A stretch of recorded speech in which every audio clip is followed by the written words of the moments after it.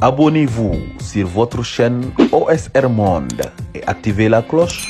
pour ne rater aucune de nos prochaines vidéos. bi am Sénégal jamono ji nii nga xam ne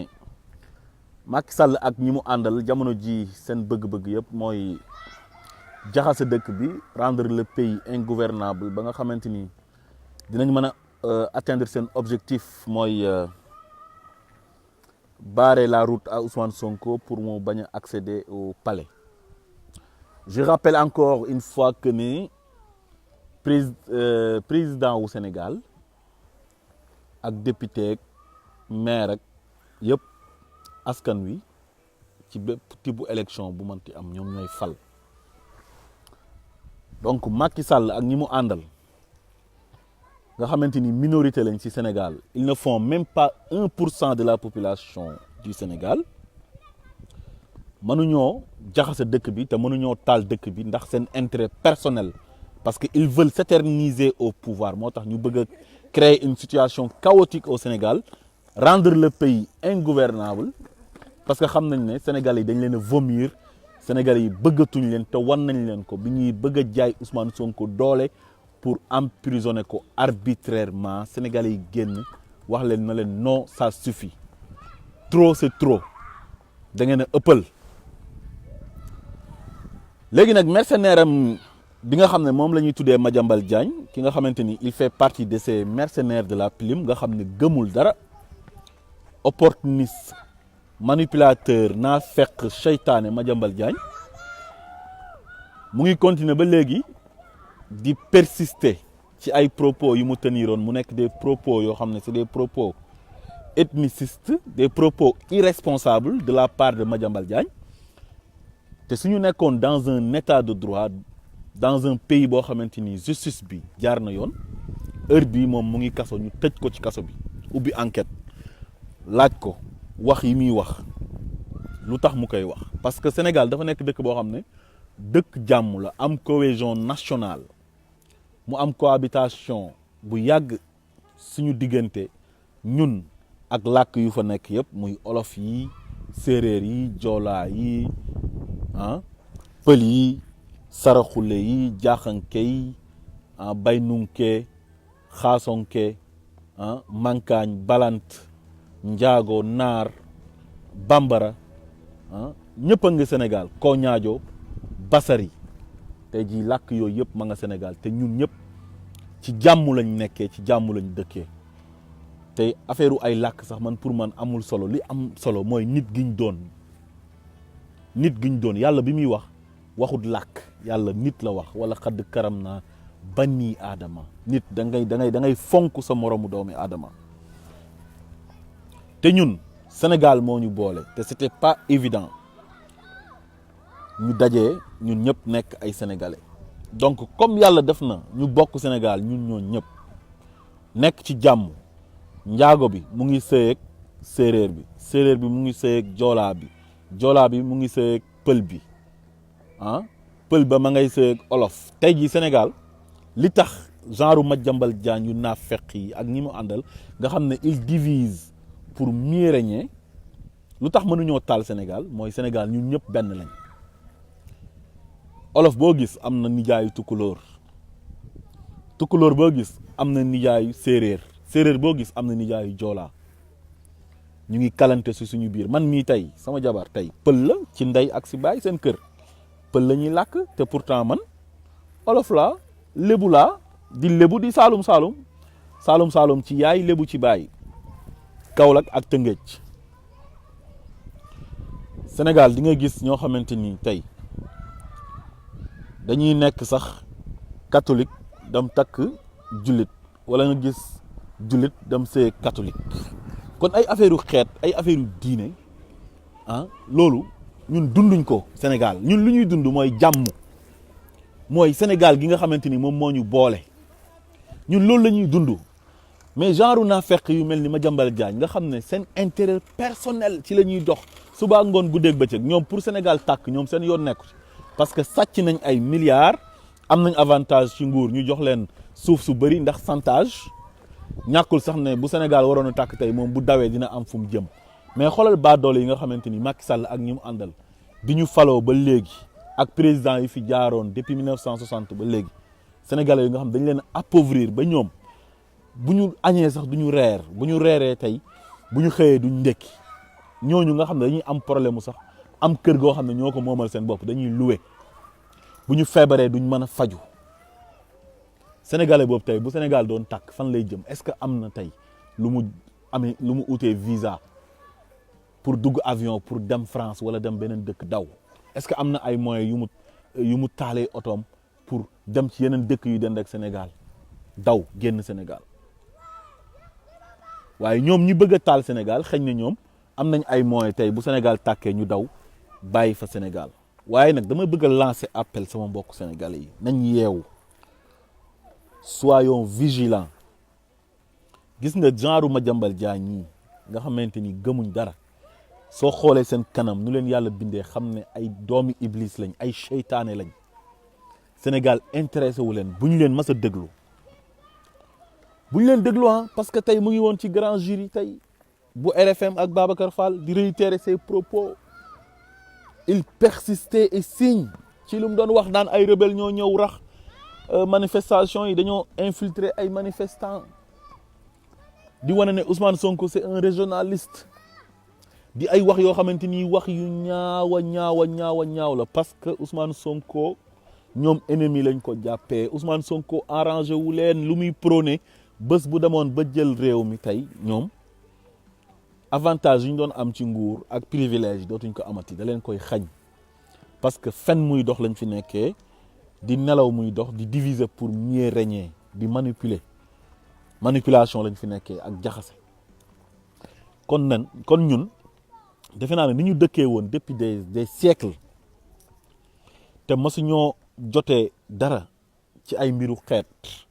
masuñoo dégg ñu ne àtte leen pël ya ak séeréer ya wala àtte leen njaago yi ak joolaa ya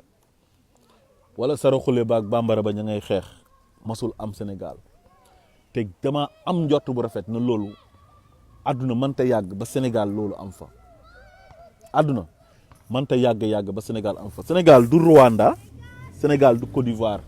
dëkk yi du benn réalité yi ñoo nekkul benn réalité yi du benn ñun dañoo nekk un peuple boo xam ne nous sommes pas violents dañoo nekk un peuple boo xamante ni dañu am tolérance dañu tolérant bañ nañ ko ba bala ñoo bu ñu falee benn président sax dafay dem ba abusé wu ci suñu passivité parce que dañoo bëgg jàmm ba genre Macky Sall yi nga xamante ni ay baadoolo lañ bu ñu ñëwee ñoom dañuy abusé wu ci suñu passivité boobu noonu pour bëgg ñu def sax jàmm di ñu toroxal di ñu jaay doole bala ñoo fipp dafay yàgg donc kon peuple boobu defe naa ne su fekkoon ne dañuy xeex nañ bu yàgg gis nga dëkk bi tey ñoom buñ ko naree yàq ñoom ñi nga xamante ni minorité lañ mooy Macky Sall ak ñi mu àndal ñoom ci seen bopp ñoom ñooy yàqu ñoom parce que xam nañ ne def nañ 9 ans ci dëkk bi defuñ dara ci dëkk bi yàq dëkk bi lañ def jaxase nit ñi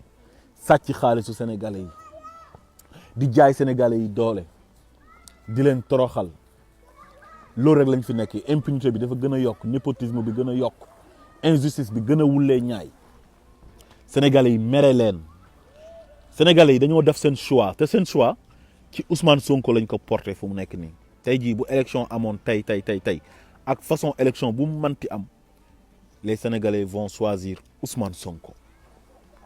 muy élection locale ak élection législative élection présidentielle tey bu amoon tey ñu jaarale ko ci yoon Ousmane Sonko mooy remporter élection yi parce que Macky Sall la sénégalais yi bëggatul parce que traître la dafa wor sénégalais yi léegi nag ñoom xam nañ ne sénégalais yi bëggatuñ leen léegi ñu bëgg a yàq réew mi bëgg a jaxase réew mi mais dinaa leen waatal billahi wallahi watallaahi ñoom dañoo tuuti pour taal Sénégal lu nekk nag ñu ngi koy wër di wax ay di jiiñ ay nit terroriste te ñoom ñooy terroriste yu mag parce que ñoom ñoo fi yàgg nekk di terroriser les Sénégalais di leen toroxal di xañ nit ñi seen ay droit bu ñu bëggee marché ñu ne kenn du fi marché di jàpp ñoom Guy Marius Sagna di leen jaay doole di leen toroxal Assane Diouf Clédor Sène Abbas Fall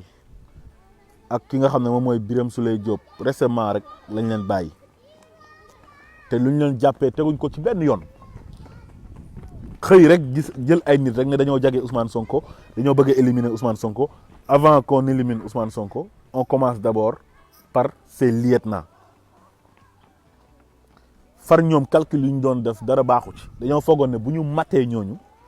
dinañ maîtriser peuple bi ba duñ mën a génn bu ko defee ñu jàpp Ousmane Sonko jaay ko doole yóbbu ko kaso tëj ko arbitrairement parce que dañoo yàpp Sénégalais yi dañ ne Sénégalais yi ay tapet lañ soo génnee police génnee gendarmerie bu ñu dóoree ay grenades lacrymogènes ñu tasaaroo Sénégalais yi nag génn ci mbedd mi pour faire face à Macky Sall nga xam ne dafa bëggoon na installer dictature ci dëkk ba bëgg a éliminer un potentiel adversaire boo xamante ni tey bu ñu demoon élection mu gagné ko Sénégalais yi ne ko non dal ci kawam mu reculer léegi nag li leen dese comme am nañ défaite mooy jéem a jaxase Sénégal yi jaarale ko ci affaire ethnicisme ah ay affaire régionalisme Malick Sall mi nga xamante ni moom moo yore ministère de la justice di ministère boo xam ne ministère de souveraineté la war a tëddee njaaxaanaay ñu fexe ba créer Ousmane Sonko dossier yóbbu ko justice dossier bi nekk en cours Ousmane Sonko nekk sous contrôle judiciaire Malick Sall boobu nga xam ne moom lañ dénk justice bi dem ba Fuuta di xas Ousmane Sonko di ko juger moom juger na Ousmane Sonko ba pare moom mi nga xam ne moom mooy le ministre de la justice moom il a déjà condamné Ousmane Sonko à Fuuta dem fa di wane ne Ousmane Sonko moom moo rey nit ñi di ko wax ci pël di def boddante ko ci biir xeet instant bi loolu moo leen dese Aïssata Tall Sall ministre des affaires étrangères transhumante bu mag boobu nga xam ne gëmul dara oote France 24 moom it di def la même chose di ñuy wax ay waxu force occulte gannaaw bi nga xamante ni kii wax na ko Antoine Diome nga xam ne moom mooy ministre de la justice nga xam ne il est incapable d'être un chef de quartier tey ñu jël ko di ko jox un ministère de souveraineté muy ministère de l'intérieur muy nekk di saaga sénégalais yi chaque jour heure bu génnee di leen xas kon sama mbokku sénégalais yi encore une fois yeewu leen ñun du ñu nangu benn minorité ñoo xamante ni tey boo leen doon compter ñoom ñu nekk au sommet de l'État tey ils ne font même pas 500 000 personnes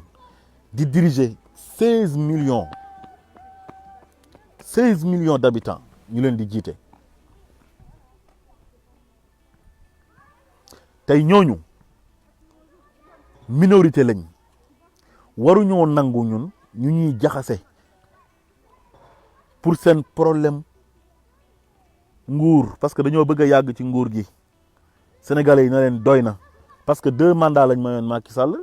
Macky Sall bëgg a xaabaabal sénégalais yi freiné ko ne ko loolu du fi am léegi nag gis nga minorité boobu buñ nangu mug ñu jaxase ñu matuñ sax 500 000 laa la wax matuñ 500 000 personnes ñi nekk au sommet de l'État matuñ 500 000 personnes suñu bëggee réew mi dañuy ñëw di fen sénégalais yi si campagne électorale bi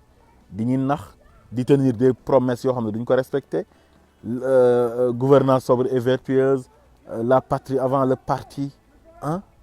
lu nekk ñu diggee ko su ma faloo dinaa def lii gis nañ ne assise nationale amoon na fi Amadou Mahtar Mbow présidé woon ko am na 100 ans ñu ngi koy ñaanal yàlla na yàlla yokk fanam xam nga ñu tënk ni ñu war a yoree Sénégal pour Sénégal baax ci assise nationale bi te Moustapha Niasse bokkoon na ci bailleurs yi ñi nga xam ne ñoom ñoo financé assise nationale yooyu noonu Macky Sall bokk ci assise nationale yi signé ko léegi nag Macky Sall boobu ak Moustapha Niasse tey ñoom ñoo nekk ci pouvoir bi jël li ñu waxoon ak sénégalais yi tënk ko ci assise nationale yi Amadou Mahtar Mbow présidé woon ko ñu jël ko lem ba mu rafet sànni ca poubelle ba di def lu leen neex te assise nationale yooyu ku ci sukkandiku woon tey Sénégal dina jëm kanam parce que lépp lañ ci tënk ci biir bonne gouvernance transparence équité justice séparation de pouvoir bi nekk dëgg xeex impunité xeex népotisme liggéey réew mi te bàyyi caaxaan léegi nag minorité boobu ma leen di wax nag nga xam ne tekkiwuñ dara parce que dañuy yéeg bu ñu yéegee di sàcc suñu xaalis di ñuy jaay doole di utiliser force bu leen peuple bi di jox pour bëgg a des ci nguur gi di xeex ay nit yoo xamante ni ay sénégalais lañ am droit nekk candidat am droit am ay nu ñu koy waxee teeti sax am objectif yu baax ah ne dañoo bëgg a jiite seen réew am ay programme yu baax ku ci mel ni Ousmane Sonko ñu ne leen nag yéen du ngeen fi nekkee candidat te du ngeen am jàmm ñun ñoo fiy toog di sàcc seen xaalis suñu gars yi lépp lu ñu def dinañ leen protéger gis nañ fi koo xamante ni trafiquant de faux billets la muy Bougazelli li nga xamante ni c'est un délinquant économique ñu tëj ko 6 mois génnee ko kaso gis nañ fi koo xam ne trafiquant de faux médicaments la Wuri Diallo ñu may ko liberté provisoire génnee ko te kenn gisatu ko léegi nag gor yi nga xamante ni ñoom ils sont de bonne foi genre Ousmane Sonko genre Guy Marius Sagna ak ki nga xam ne moom mooy Boubacar Seye nga xam ne ñoom Sénégal rek lañ bëgg seen réew la ñuy liggéeyal des dignes fils du Sénégal ah di incarner des bonnes valeurs ñooñu la ñuy jàpp tey di leen toroxal di leen tëj ci kaso yi bëgg leen museler nga xamante ni dootuñ waxati dañuy noppi Guy Marius Sagna bi ñu génnee ak Assane Diouf ak Clédor Sène barki démb ak Abbas Fall ak Birame Souleye mais ñu ngi continuer di wax kon ñoom mënuñoo teree wax nit ñi parce que ñoom Sénégal dañ kaa moomul mënuñoo tere kenn am ambition pour le Sénégal parce que moomuñ Sénégal Macky Sall le Sénégalais la comme man benn carte d'identité la yore benn carte d'identité laa yore benn passeport la amee benn passeport laa amee kon moom droit yu mu am Sénégal man droit yooyu laa am Sénégal fal nañ ko nag moom mooy président xëy na loolu moo ñu utale mën na def ay décret te mënuma def ay décret c'est lui qui nomme à tous les postes civils et militaires te man loolu mënuma ko waaye nag loolu mënul tax nag nga foog ne yaa gën Sénégalais yi wala yaa moom Sénégal ba bu Ousmane Sonko taxawee samp nëndëm ne dafa bëgg a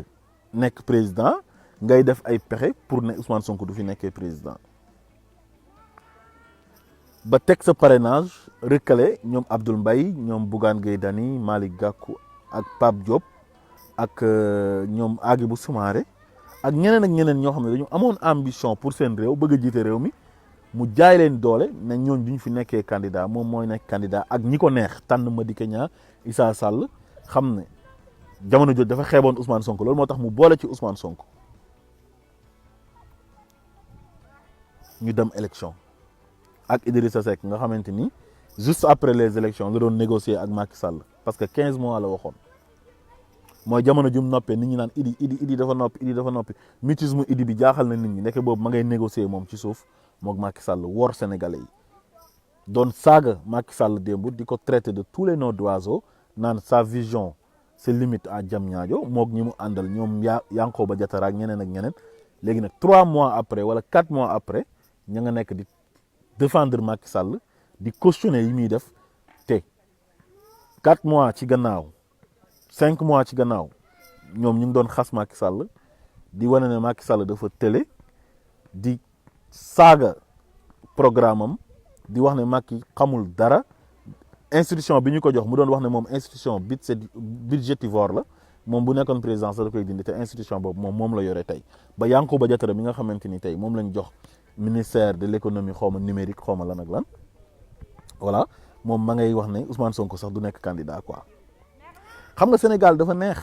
waaye ñii am na réew yoo xam ne bu ñu fa nekkoon ils n'ont pas droit à la parole duñ wax parce que c'est des traîtres Sénégal intéressé wu leen heure bu ñu nekkee di kaas di wax mooy ne seen intérêt moo tax ñuy kaas di wax waaye bés bu ñu amee li ñu bëgg rek dañ ciy daal di pare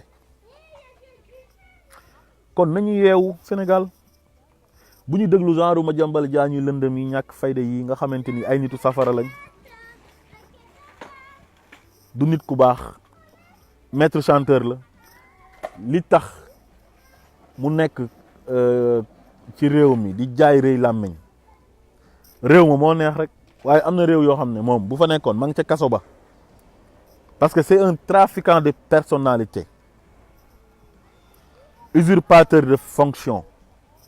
fii la fi nekkoon greffier ñu dàq ko ci fonction publique bi parce que daf doon def usurpation de fonction di wane ne moom magistrat la di chanter ay nit di leen wax ne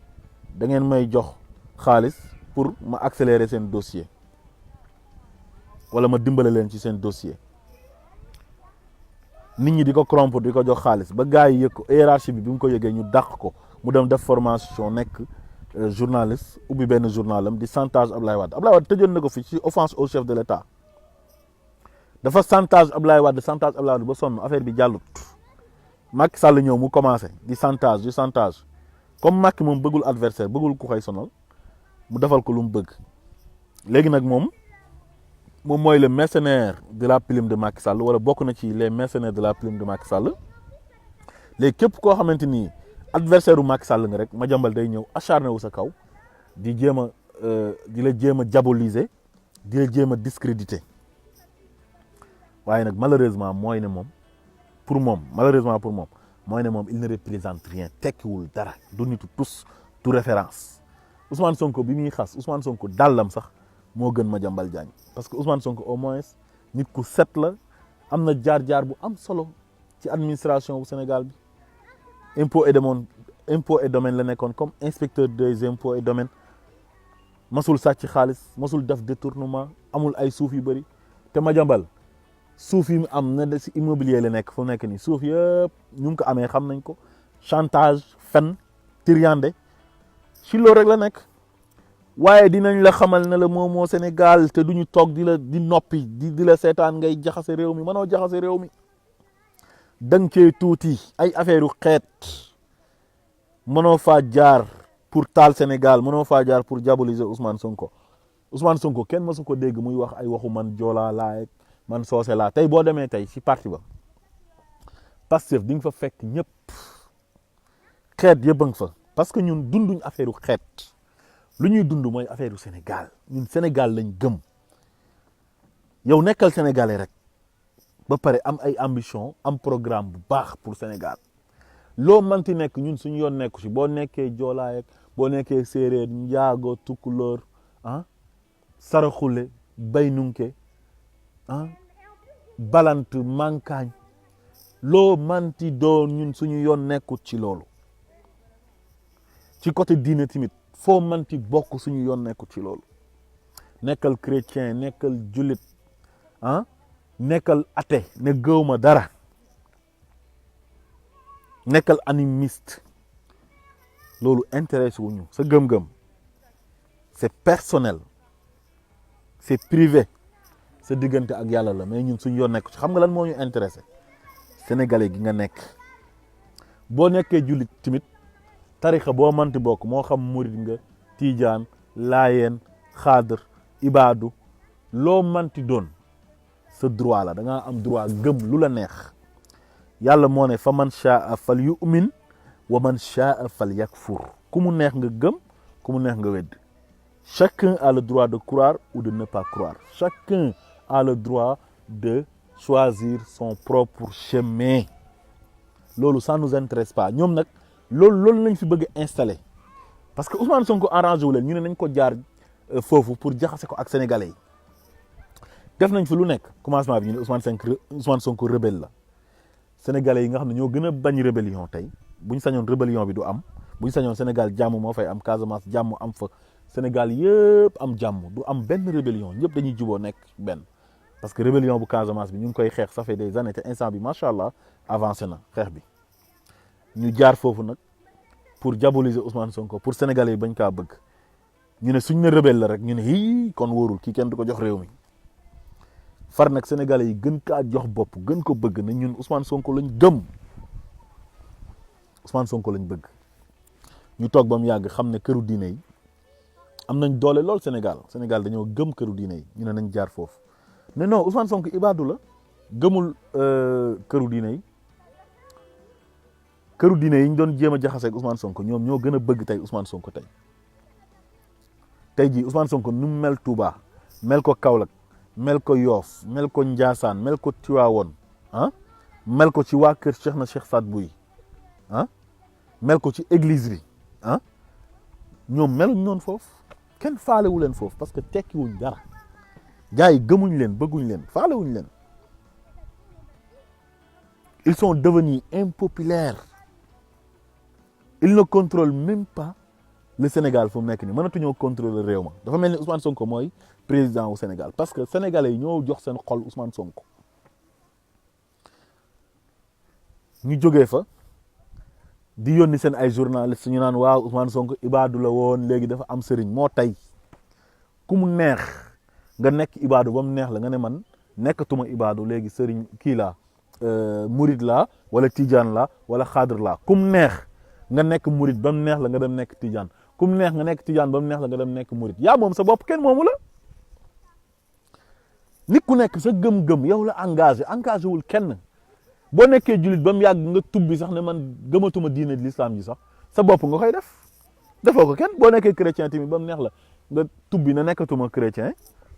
gëmatuma diine christianisme bi tamit sa bopp nga koy defoo ko kenn loolu ça n'a rien à voir ak am programme ci Sénégal pour doxal Sénégal teg ko ci raay bi liggéey réew mi jëm kanam émergent ñun dañu am ay priorité lu dul toog fii di wax ay waxu joolaa ak ay séeréer ak ay njaago on a d'autres priorités avec tous les problèmes qui prévaut au Sénégal des gens irresponsables ñu fal leen jox leen réew mi ñu war a liggéey réew mi nekk fi di acharné wu ci benn nit suba ngoon guddeeg bëccëg saaga Ousmane Sonko mooy seen liggéey fexe ba diaboliser Ousmane Sonko ne leen prochain deal bi mooy terroriste nee na moom lañ koy waaj a jiiñ te commencé nañ ko di jiiñ nit ñi ay terroriste loolu du jàll moomu leen Sénégal billahi dinañ leen wan ne moomu leen Sénégal moomu leen ko du yéenay toog ci bopp réew mi naan ay kii moo fi nekk président ak kii du fi nekk président manul leen ko sénégalais yi ñooy fal moomu leen réew mi dañ leen a may jàmm Macky Sall ak ñu mu àndal dañ leen may jàmm ñu ñëw créer seen parti dem à la conquête du pouvoir ñu jox leen réew mi coow jubul bal tàkkul kenn sonalu leen Abdoulaye Wade bu ko neexoon Macky Sall du nekk candidat bu ko neexoon sax du créer parti day tas parti bi wala mu bañ ko jox récépissé parce que boobu moo yoroon nguur gi nekk yore ministère de l'intérieur rek yëpp bu ko ne te ministère de l'intérieur fa la ñuy joxee récépissé bi bu ko neexoon mu ne ko joxuma la récépissé léegi nag moom ñu bàyyi ko may ko jàmm ba mu falu nag mu ñëw ne du may nit ñi jàmm ñëw ne opposant du fi am mais loolu mënta nekk su ngeen naree taal dëkk bi yéenay tàkk billahi wallahi watallahi da ngeen a tuuti pour taal Sénégal pour bëgg a éterniser wu ci réew mi moo tax ngeen di ngeen taal réew mi di fi wax ay waxu tarixaak ay waxu ay terrorisme ak ay waxu xawma ay affaire ethniciste ak lu nekk ngeen di wax loolu du fi jàll de da ngeen a tuuti ci loolu trop parce que bëgg ngeen toog ci réew mi di continuer di sàcc xaalis bi di am seen ay passeport diplomatique am seen ay avantage seen privilège foog ne loolu dafa war a continuer foog ne yéen du ngeen rendre compte di ngeen wàcc ci jàmm incha allah ñu yóbbu leen ci tribunaux yi ngeen doon yóbbu nit ñi di leen toroxal ñu yóbbu leen fa yéen kenn du leen toroxal nag dañ leen di jaarale ci yoon procédure bi dañ koy teg ci yoon atte leen réduction des comptes day am de vous allez payer les pots cassés du ay menaces du dara mais kenn ku nekk li nga ji moom ngay góob tu récoltes ce que tu as semé waaw da ngeen fee nekk yore seen ay kaso foog ne yéen daal toroxal nit rek mooy àdduna quoi jàpp nit ñi di leen tëj ci kaso yi di jël ñoom Guy Marius Sagna nga xamante ni dañoo nekk des dignes fils du Sénégal nekk des vrais patriotes di xeexal seen réew di leen toroxal di leen yóbbu ci kaso yi di leen def ay taati neen te duñ ay bandi léegi bandi yi nekk ci seen biir yéen ngeen bàyyi leen ñoom ñu am liberté am jàmm léegi nag ñi nga xamante ni ils sont de bonne foi ngeen def répression ci seen kaw di leen toroxal nag di toroxal gor ñi loolu mënta nekk de wallahi mënta nekk sénégalais yeew nañ sénégalais yi dañoo yeewu lu woon ni na li fi amoon bu njëkk ba nga xam da ngay ñëw nekk président di buum mi bëgg a installer dictature au Sénégal loolu mënta nekk bu eboo Macky Sall def ko ci boppam bi tamit na ci def ne ñaari mandat lañ seq ak moom bii mooy son deuxième et dernier mandat na ut candidat yam teg ko 2024 sénégalais yi ñooy àtte ñoom ñooy arbitre bi ku nekk samp sa nënd ku ñu fal ñu xam ne sénégalais yi ñoo la tànn nga am légitimité pour jiite réew mi waaye du ñoom ñooy toog di tànn ku war a nekk président Sénégal wala di wax ne kii du fi nekkee président dañ say tuuti parce que xamuñ seen bopp dañoo bew arrogant fuuy foog ne ñoom pour ñoom Sénégal ñoom ñoo ko moom quoi fii la fi toog 31 décembre naan birima ma ca benn baag ba bu waxee balaa waxati déwén xam nga loolu ci arrogance la bokk parce que am na ñu den rek moom des transhumants de rien du tout nga xam ne c'est des pouvoiristes Abdoulaye Wade tuddee leen des jusqu'au-boutistes nga xamante ni ay weñ lañ fu tooy ñu dal gëmuñ tus ñoo lay saaga léegi ba nga tooy xepp bu subaa ñu ñëw di la taggal say maam ñooñ ñoo koy jay naan ko monsieur le président doo moromu gars yi li nga fi def kenn def ko même sa prédécesseurs yi sax yaa leen gën a aay te deful tous Sénégal tey jii bi ma gisee image boobu jógee Diaobé mooy seen lycée bi nga xam ne abri provisoire ay sàkket mbaam ya dafay di fa taxawaalu dama rus si laa xamee nag Diaobé lii moo taxoon ñoom ñu génn mer bay dem di song ji gendarmerie ba donte nekkul lu jaadu gendarmerie kenn waru kaa song parce que institution la kenn waru ko attaqué mais peuple ba dañoo mer population ba dañoo mer parce que mënuñoo nekk ci Sénégal di dégg ay détournement ay milliards waa ji dem indi benn TR train express régional buy jar 1000 milliards te Diaobé mënut am sax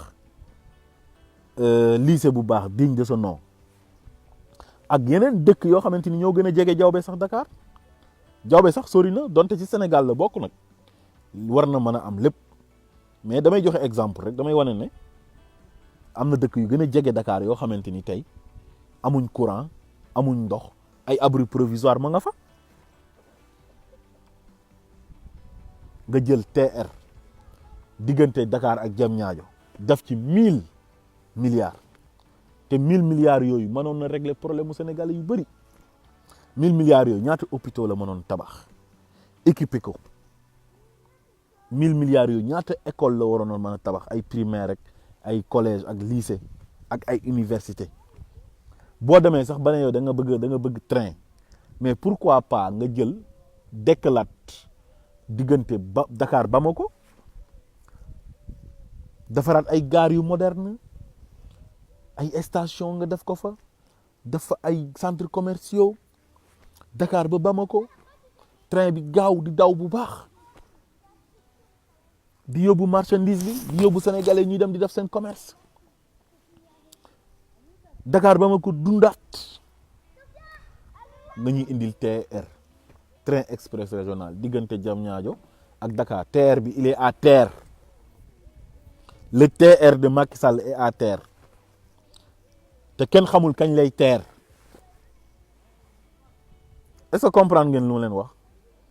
le TR de Macky Sall est à terre te kenn xamul kañ lay teer xam nga TR buy ñëw day teer ci gaar bi ñu ne TR baa ngi teer waaye TRu Macky Sall bi il est à terre te kenn xamul kañ lay teer dafa jéggi dayoo man masuma gis ku incompétent yi comme Macky Sall nu mu incompétent yi xam nga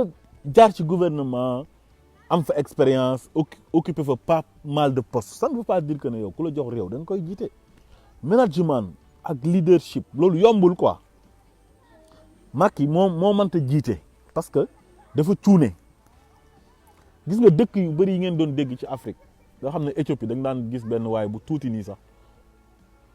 ñu ne ko yow xanaa éthiopien nga parce que Éthiopie dafa amoon guerre bu métti pauvreté bu métti am fa mais Éthiopie dem nañ seen yoon bu yàgg am na ay TER bu yàgg am ay tramway am métro Addis Abeba nekk capitale bu rafet am ay infrastructure ba pare seen làkk bopp lañ amee ñoom kenn masu leen a coloniser Éthiopie seen làkk bopp ci la ñuy liggéeyee Swahili Tanzanie gi ngeen doon dégg te président bi gaañu barki démb Tanzanie moo raw Sénégal foofu président bi daawul tukki sax ci réew ma la daan toog di liggéey dem na yoonam bu yàgg réew yëpp a dem ay Kenya Botswana surtout Afrique australe Afrique dëkk yi dend ak Afrique du Sud ay Zambie gis ngeen barki démb Zambie bi muy fubal statam bi gis ngeen ko ay Zimbabwe dëkk yooyu yëpp a dem seen yoon Sénégal rek lañ am benn président boo xamante ni dañ ko fal 9 ans liggéeyul 9 ans yëpp politicien la fa nekkee jàpp kii tëj jàpp kële toroxal loolu rek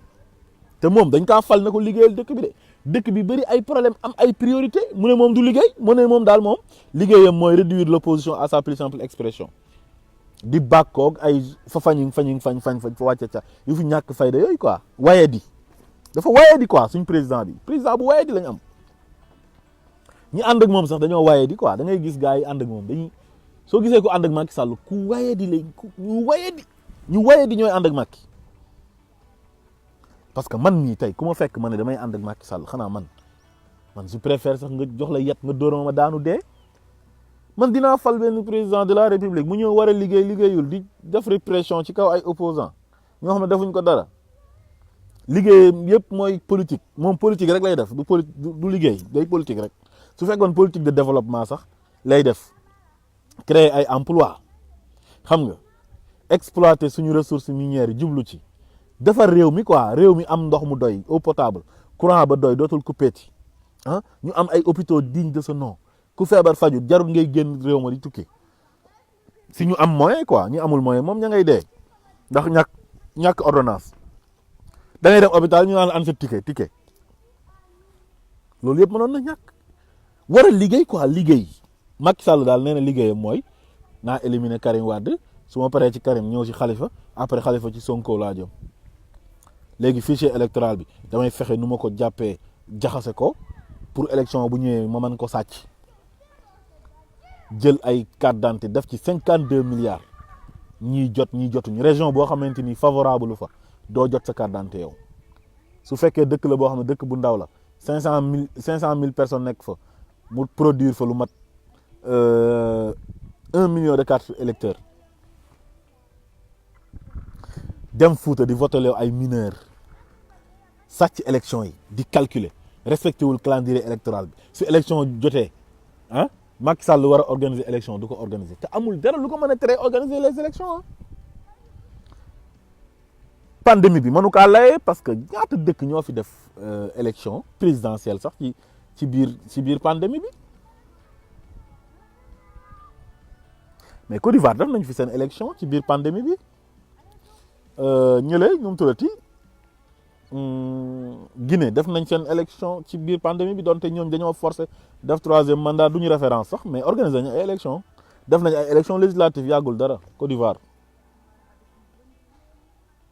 Centrafrique organiser nañ fi des élections présidentielles ci biir pandémie bi Burundi organiser nañ fi ay élections ci biir pandémie bi après yàggul dara seen président bi sortant bi gaañu Amérique def nañ fi seen ay élections te Amérique voilà sama waa ji mu ma koy fàttali sax Salam Gueye États-Unis une grande puissance te gis nañ pandémie bi lu mu fa defu ko sax Sénégal ah mais loolu yëpp ci lu mu ko teg mooy di layee ay pandémie ah ci crise sanitaire la ñu nekk di def ay calcul di xool kii nan laay def ba éliminer ko avant élection locale yi kii nan laay def ba du bokk kii nan laay def ba sàcc élection yi il n'est pas honnête il est mal honnête moo tax wax ju Ablaye Wade waxoon ne kii jaam la non wax jooju dafa garaaw wax ju jar a bàyyi xel la waxu mag la quoi parce que waa ji maanaam il n'est pas élégant yow ñu ngi jël réew jox la parce que da ngaa dund injustice ñi yërëm la jox la réew mi nga ñëw war a consolider la démocratie l'état de droit bonne gouvernance transparence ah respecter le calendrier électoral jaarale lépp ci yoon bàyyi opposition bi ñu am jàmm nga ñëw jaxase réew mi yëpp ne jàmm du am ci réew mi kenn du am jàmm ku dul man ak ñi ànd ak man mais loolu nit ku baax ak nit ku bëgg jàmm dina ko def moo tax li xew Sénégal yëpp jafe-jafe yu ñu am Sénégal suba ngoon at bi yëpp politique jàpp nañ ko bàyyi nañ ko diw def nañ ko lii ma ngay dem garde à vue retour de parquet mandat de dépôt tribunal loolu rek chaque année ci loolu la ñuy nekk ba at bi jeex ñu jubluwaat ci continuer waat mais lan parce que ki jiite réew mi il est irresponsable nanguwul liggéeyam yëpp mooy toroxal ay nit jàpp nit ñi di tëj ci kaso yi ah ses potentiels adversaires muy yàq seen casier judiciaire pour yàq seen àdduna quoi yow nag mënoo fee nekk di def lu bon ba pare na lu baax ngay am Macky Sall yow mënoo am lu baax nañ waxante dëgg lu waay ren di ci sa loxo lay nàcc tu as fait beaucoup de mal aux personnes wala à des personnes kon mënoo am jàmm mënoo am mujj gu rafet donte yéene wuñ la lu ñaaw nag mais lu waay rendi rek sa loxo lay naaj ku nekk li nga def sa bopp nga ko def soo rafetalee sa bopp nga rafetal boo ñaawalee sa bopp nga ñaawal in ahsantum li anfusikum wa in asatum falaha soo rafetalee sa bopp nga rafetal waaye boo ñaawalee sa bopp nga ñaawal te rafetal sax moo gën hal jazaawul ihsaan illa al ihsaan lu rafet rek mooy fayam boo nekkoon tey di def lu rafet ngay am mais comme lu ñaaw nag nga doon def lu ñaaw ngay am parce que da nga fay toroxal ay doomi aadama te àq dafa am jàpp nga fi Khalifa Sall jaay ko doole tëj ko ba pare nangu meereem jaay ko doole avec la complicité de la justice des juges corrompus def ko lu ñaaw Karim Wade kazalika naka noonu jàpp ko war ko jaarale ci yoon jaarale ko ci yoon xañ ko ay droit civique am moo ko Khalifa Sall ne leen du ngeen bokk ci élection yi yàq seen casier judiciaire yi toroxal ay nit di dàq nit ñi di toroxal di jaay doole ba pare nga ne yow di nga mujjee fu rafet mante nekk c'est impossible mooy li ma wax sànq rek ku nekk li nga ji rek loolu ngay góob tu récoltes ce que tu as semé moo tax daal man fi may jeexale mooy nañu am fulla ak fayda te bañ a nangu minorité naan dañ ñuy jaxase pour leurs propres intérêts seen intérêt personnel moo tax ñuy def yi ñuy def nii yëpp xam nañ ne mënaluñu Ousmane Sonko tous te yàgg naa leen ko wax fii ba 2024 dara du xew jàmm rek mooy am mënaluñu Ousmane Sonko dara situation buñ fi mën a créer seen kaw lay këpp ñoom parce que essayé nañ ko bëgg a tëj Ousmane Sonko affaire bi këpp seen kaw ñoom ñëpp ñu daw génn Dakar déserté seen kër yi bàyyi fa Macky Sall reculé dem au sëriñ yi pour ñu ñëw wëllu ko émissaires yooyu noonu ñëwoon moom moo leen oode te sëriñ yi njëkk nañ ko ñaan mu foog ne mën na am occasion pour li mu bëgg a def mu def ko toroxal Ousmane Sonko jaay ko doole tëj ko ci kaso bi jaarale ko ci affaire u Adji Sarr bi man am na ñu bëri dañuy wax benn wax naan ay Macky Sall du bàyyi il recule pour mieux sauter day ñëwaat mais na ñëwaat le peuple est là ñu ngi koy xaar billahi wallahi watallahi jàmm rek mooy am xola fii ba 2024 ah situation bu ñu fi mënta créer seen kaw lay këpp ñoom parce que ñoom moomuñ Sénégal te ñoom ñoo gën a tuuti ci Sénégal ñoom ñu ànd ak Macky Sall minorité lañ tekkiwuñ dara duñ tus te sénégalais yeewu nañ duñ nangu ñuy taal dëkk bi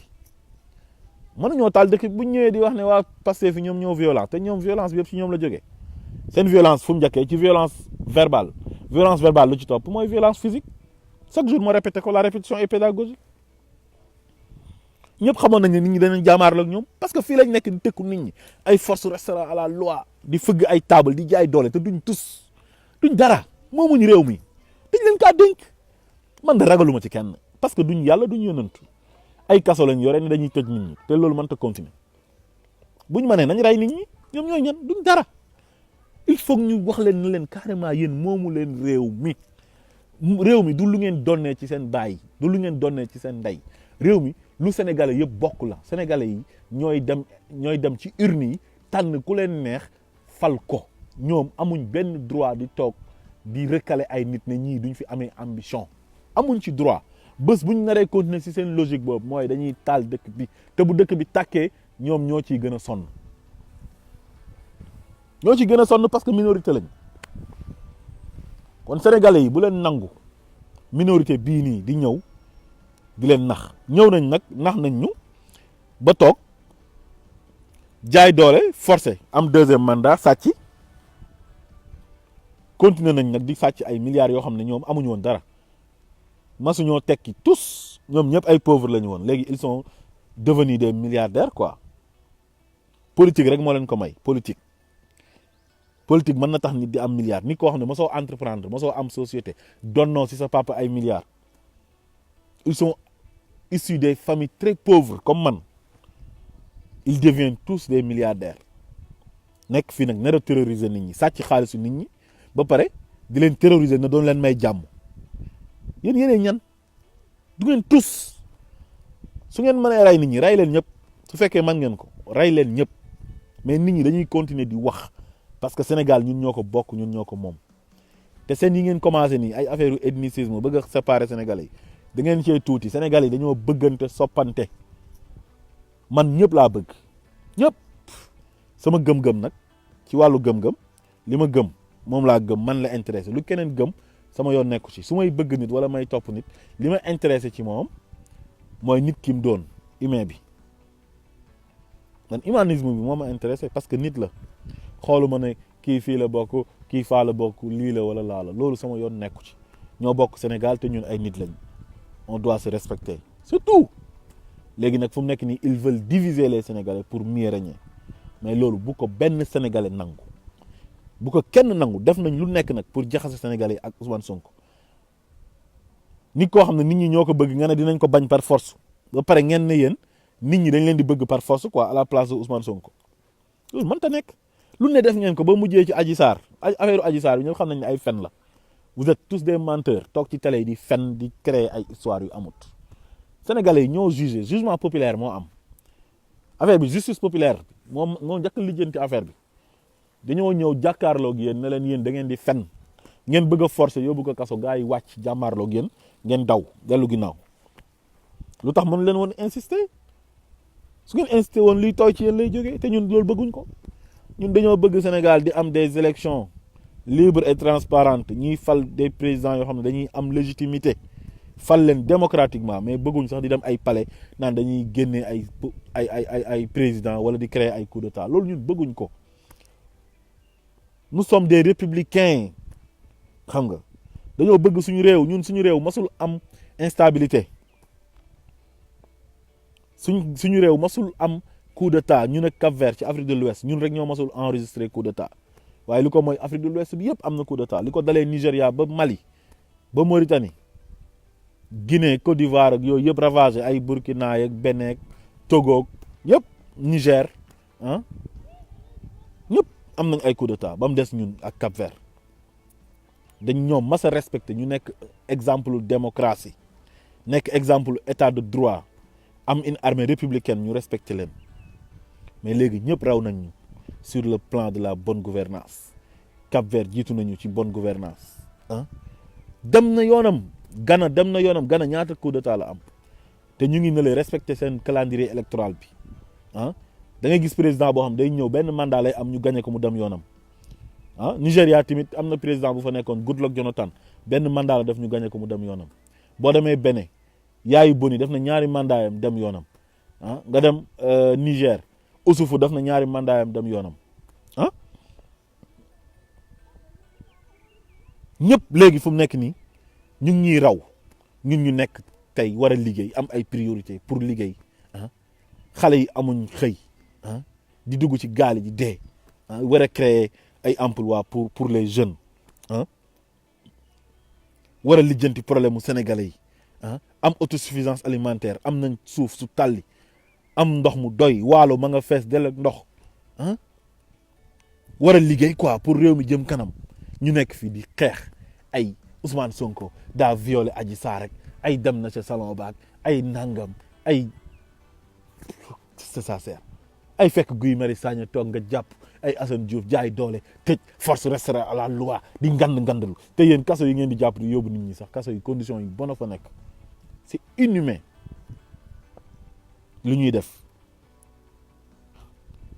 xam nga ñi dañoo ñàkk fayda quoi ah war a liggéey yow ah réew bu ñu la ko joxee da nga koy liggéey bàyyi nit ñi ñu am jàmm vaquer à leurs occupations mais tëjji dóor toroxal tëjji dóor toroxal loolu mooy liggéey te nit ñi amoon ci yow yaakaar jox la réew mi nga war a liggéey Sénégal bëri ay problème maa ngi dégg barki démb ñu ne dañuy créer ay emploi quoi Diourbel dem ut ay charrette mbaam xaw ma jox ko ay xale loolu mooy émergence xaalis yi ngeen di sàcce gi ngeen di détourné du ngeen dem jënd ci ay oto mbalit ñëw indi ko commune bu nekk am ay oto yu bëri ah ndax dëkk yi mën a set ah compétence su maire yi la mais état mën na jàppale maire yi parce que maire yi de membrement wu état la ah ñi dañ ñoo yab billaahi dañ ñoo yab dañ ñoo xeeb moo tax sénégalais yi dañoo war a préparer ku nekk fexe ba jot sa carte électeur ñu préparer élection locale yi dóor leen dóor yi métti duma leen nangu collectivité locale yëpp législative yi ñëw ñu nangu assemblée nationale bi ñu dem ak ñoom ci cohabitation ba 2024 ñu organiser des élections libres et transparentes ah auditer fichier bi ba mu leer naññ duma leen duma yi métti jël réew mi jox ko keneen moo xam Ousmane Sonko wala keneen koo xamante ni candidat nga ku sénégalais yi fal ñu xam ne yow la sénégalais yi tànn yow lañ jox réew mi nga am légitimité jiite réew mi jublu ci liggéeyal Sénégal parce que ñun situation bii ñu nekk foogoon nañ ne dinañ ko dépasser bu yàgg parce que ñun dañoo sonn ci ay crise électorale crise politique depuis 1962 ba léegi ñu ngi ci ay xeex Senghor Mamadou Dia ah Abdou Diouf ñëwati moo Abdoulaye Wade di jàpp di tëj xeex wàcc ci tali bi taal pëna ñu jógee waat fa ñëwati Abdoulaye Wade Idrissa Seck jàppal bàyyil Wade sax moo leen xaw a tane ko moom benn yoon rek la mas a dugg ci détail yooyu quoi ah Macky nekk victime ah owoon Karim Wade assemblée nationale pour mu ñëw leeral ñu dal ci kawam poussé ko à la démission mu démissionné dem créer parti am facilement laaj réew mi ñu jox ko ñu foog ne yooyu day jeex parce que moom 23 juin ci la bokkoon man daje naag moom ay yoon je l'ai serré à main à multiples reprises buntu assemblée nationale nuyu naa ko fa ah bi ñuy door Moustapha Niasse grenade bi bañ jël ko dugal ko ñëw maître Dior Diagne kër Cheikh Ousmane Diagne en face assemblée nationale c'était devant moi loolu yëpp nit ñi xeex ba bëgg a dee Macky Sall ñëwaat delloowaat ñu ay 1962 ak 68 ak 88 93 indiwaat ñu 2011 23 juin mais dañoo sonn on en a marre nañ jublu ci liggéeyal réew mi nañ liggéeyal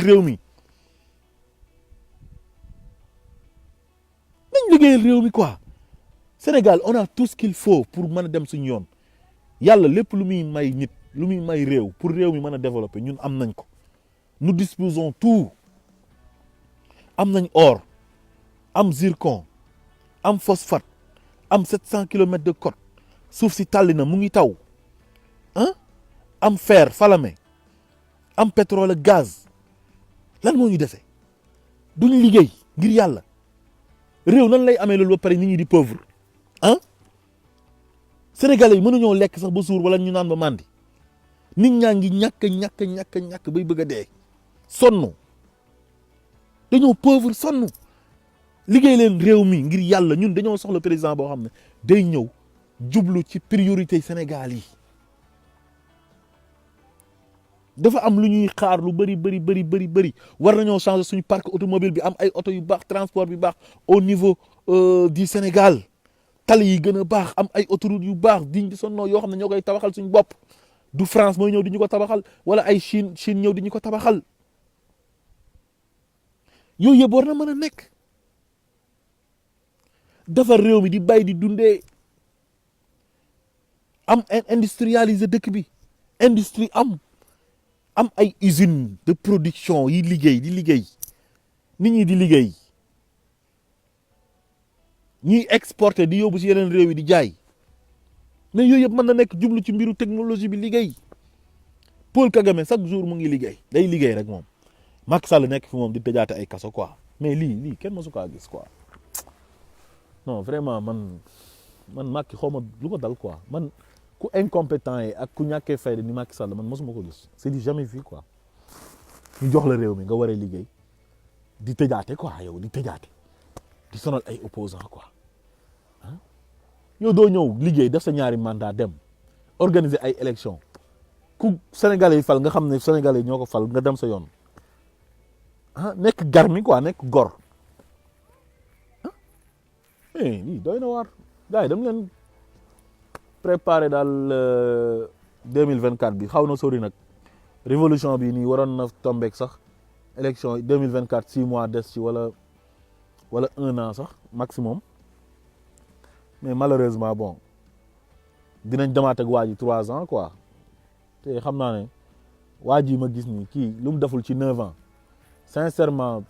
mënu ko def ci 3 ans quoi wax dëgg yàlla parce que daf ñu tardel quoi daf ñu tardel 9 ans yëpp ci ay crise la ñuy nekk crise électorale crise politique jàpp tëj kaso non doy na waar jaa ngeen jëf. Abonnez-vous sur votre chaîne OSR Monde et activez la cloche pour ne rater aucune de nos prochaines vidéos.